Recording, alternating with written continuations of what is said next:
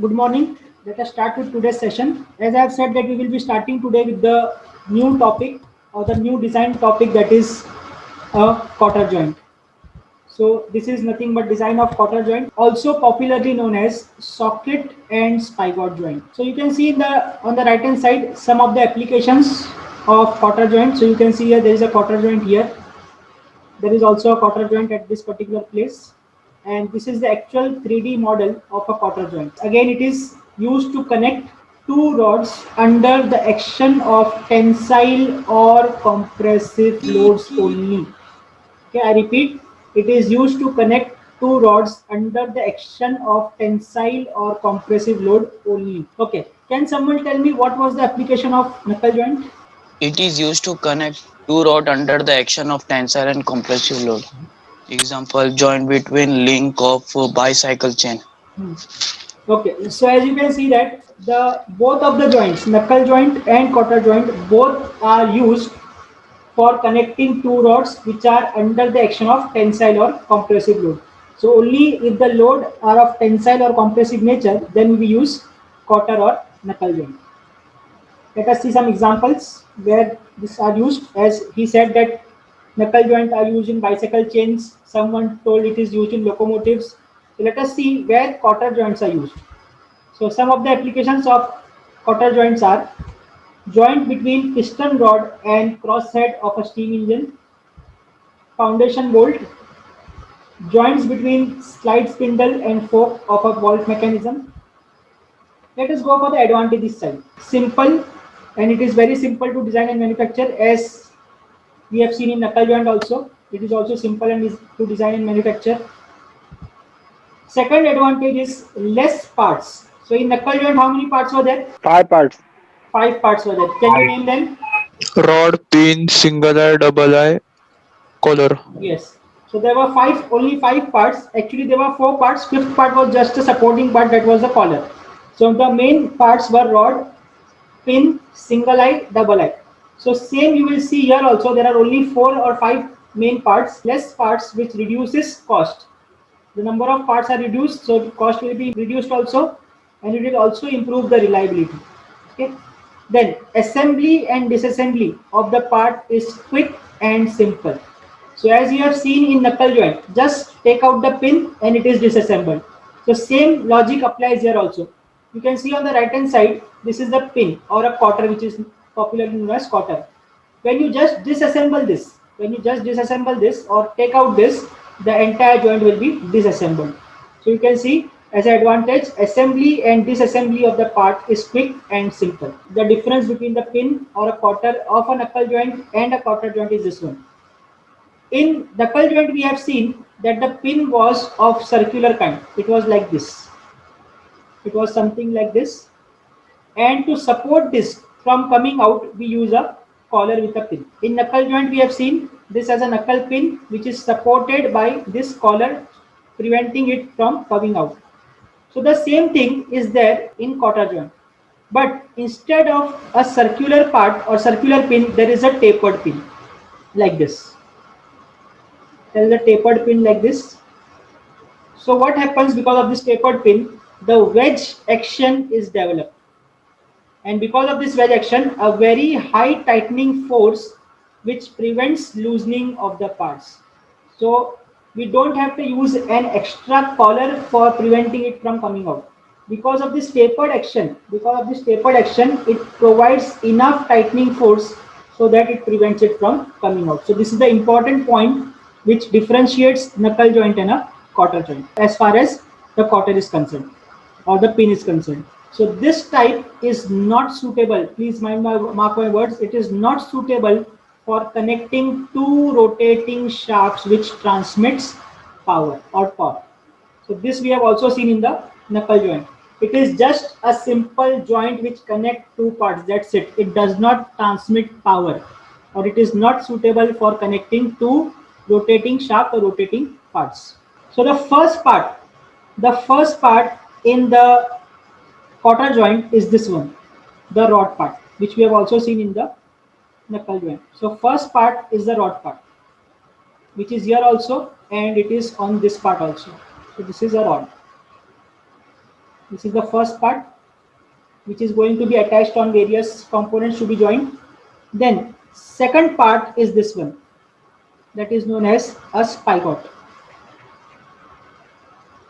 Okay, so this is a spigot which will be the second part of this joint.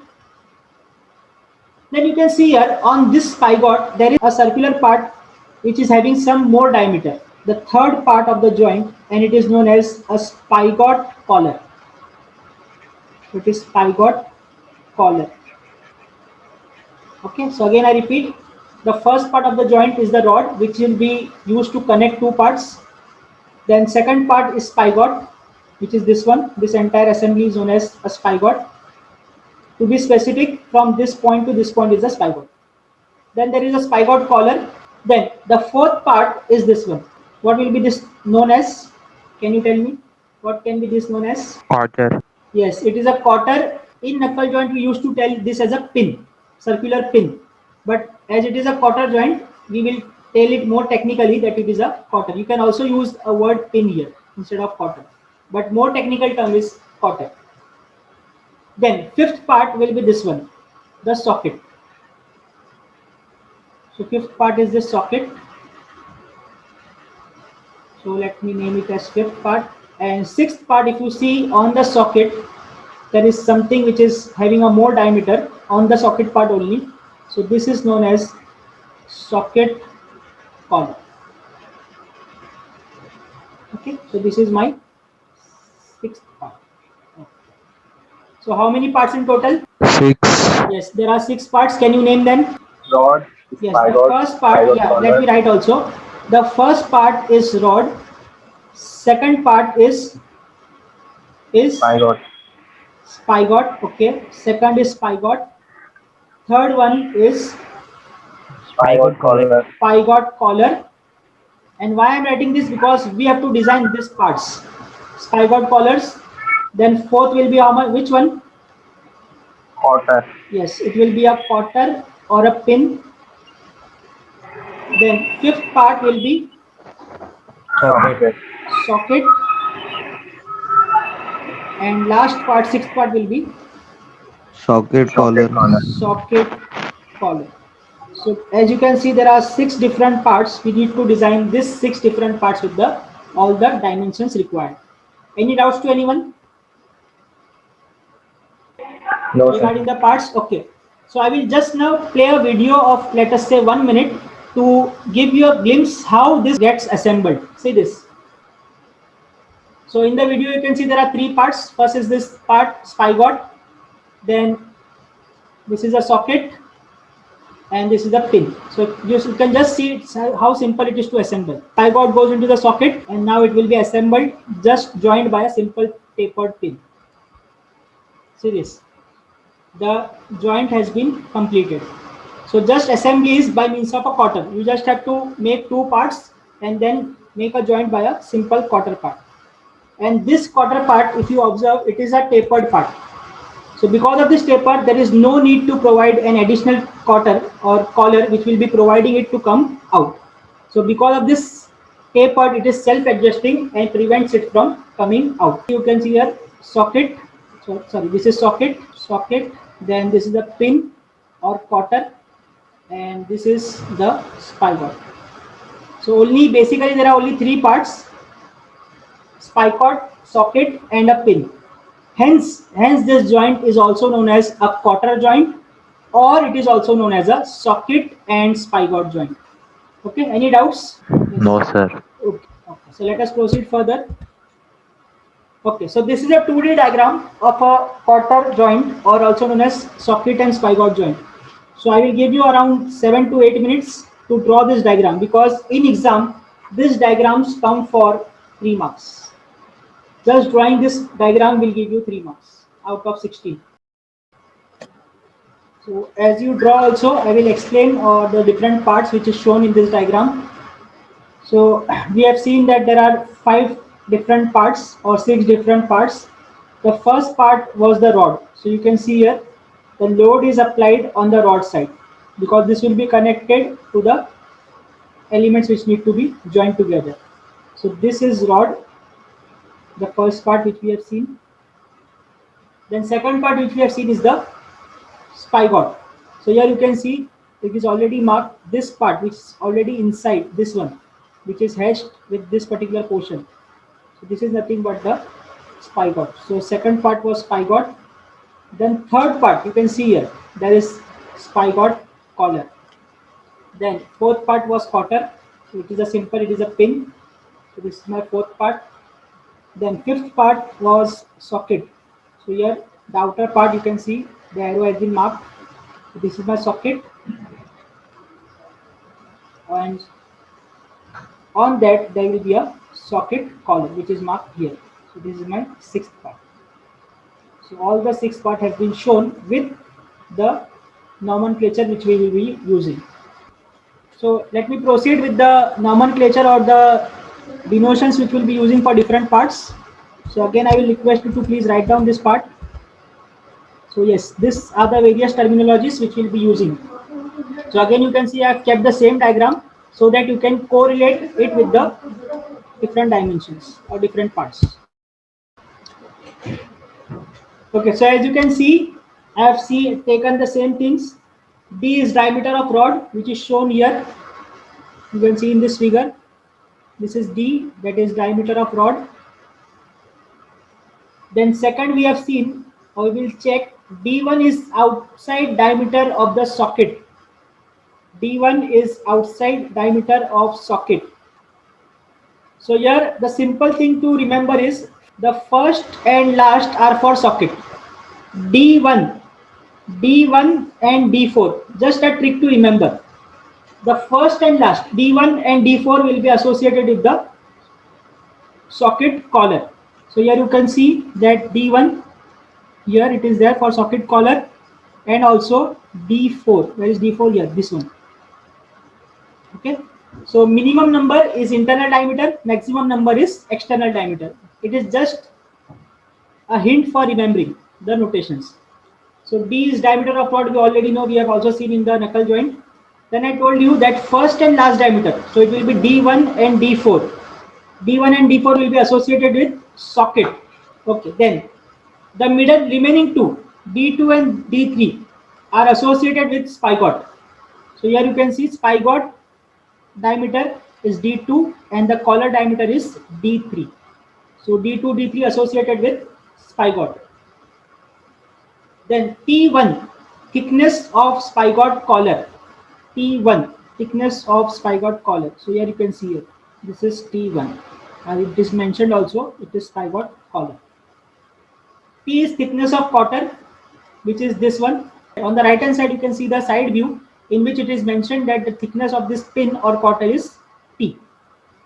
Okay, then C is thickness of socket collar. So along this axis, it will be C for socket collar. L is the length of cotter. Okay. Then A is distance from end to the end of slot to end of rod. So here it is there, end of slot to end of rod. Here it is A. And then finally B, that is mean width of the cotter. Here you can see it is a mean width. ऊपर ज़्यादा होगी, नीचे कम होगी because of tapering action. So we will take always the mean or the average width of the cotter while designing. Or these are different nomenclatures which we will be using for designing of a cotter joint, or also known as spigot and socket joint. Various types of failures. Tensile failure, shear failure. Tensile failure, shear failure, और Bending. Bending, और क्या है? Crushing. चलो ठीक है, चार failure है. सो यहाँ पर मैं बता दिया, tensile, crushing, shear and bending. So first part is the tensile. Okay, now again your intervention. ये मैंने explain किया बहुत अच्छे से. Okay, what do you mean by tensile? It is already written breaking. So when we will say that the component is subjected to a tensile force? Yes. When the force is along the axis, Yes. away from the center. Very good. So when the force is along the axis, and away from the center, it is known as a tensile part.